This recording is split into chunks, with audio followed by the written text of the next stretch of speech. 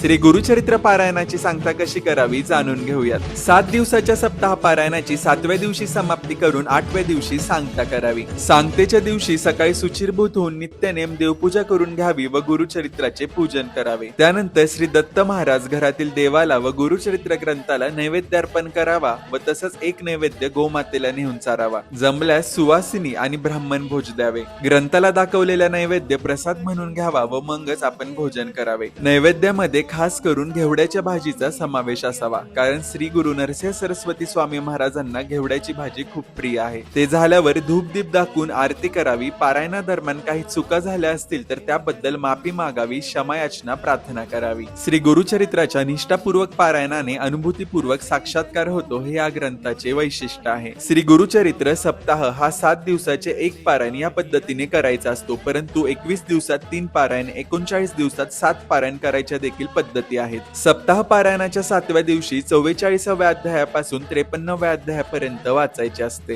गुरुचरित्र ग्रंथाच्या 44व्या अध्यायात विणकरास मल्लिकार्जुन दर्शन कसे झाले याबद्दल सांगितले आहे। या 44व्या अध्यायाच्या नित्य पठणाने मनातील भ्रम दूर होऊन योग्य मार्ग लाभतो। गुरुचरित्र ग्रंथाच्या 45व्या अध्यायात श्री गुरूंनी नंदी ब्राह्मणाचा रोग कसा घालवला याबद्दल सांगितले आहे। या 45व्या अध्यायाच्या नित्य पठणाने रोग नाहीसे होतात, गुरुनिष्ठा सफल होते व बुद्धी वाढते। गुरुचरित्र ग्रंथाच्या 46व्या अध्यायात श्री कल्लेश्वर महादेव व नरहरीची कथा सांगितली आहे। या 46व्या अध्यायाच्या नित्य पठणाने मनातील द्वेष भावना दूर होऊन मनशांती लाभते व ज्ञानाची प्राप्ती होते। गुरुचरित्र ग्रंथाच्या 47व्या अध्यायात श्री गुरूंनी भक्तांसाठी 8 रूपे घेतली याबद्दल सांगितले आहे। या 47व्या अध्यायाच्या नित्य पठणाने पक्षपाताचा दोष नाहीसा होऊन समत्व बुद्धी प्राप्त होते। गुरुचरित्र ग्रंथाच्या 48व्या अध्यायात जसा भाव तसे फळ याबद्दल सांगितले आहे। या 48व्या अध्यायाच्या नित्य पठणाने गुरुनिष्ठास विपुल समृद्धी प्राप्त होते व विघ्न टळतात। गुरुचरित्र ग्रंथाच्या 49व्या अध्यायात गुरुमहात्म्य, गुरुगीता याबद्दल सांगितले आहे। या 49व्या अध्यायाच्या नित्य पठणाने तीर्थक्षेत्रांबद्दल आदर वाढतो व सर्व पापांचे शमन होते। गुरुचरित्र ग्रंथाच्या 50व्या अध्यायात पूर्वजन्मातील रजकाची कथा सांगितली आहे। या 50व्या अध्यायाच्या नित्य पठणाने ग्रंथी रोग, त्वचा रोग नष्ट होऊन शरीर सुख लाभते। गुरुचरित्र ग्रंथाच्या 51व्या अध्यायात श्री गुरु नरसिंह सरस्वतींची निजानंद गमनाची कथा आहे। या 51व्या अध्यायाच्या नित्य पठणाने सुख समृद्धी व अंतिम मोक्ष प्राप्ती होते। गुरुचरित्र ग्रंथाच्या 52व्या अध्यायात गुरुचरित्र अवतरणिका सांगितली आहे। या 52व्या अध्यायाच्या नित्य पठणाने श्रद्धेला चांगली फळे येतात व संपूर्ण ग्रंथ वाचनाचे फळ मिळते।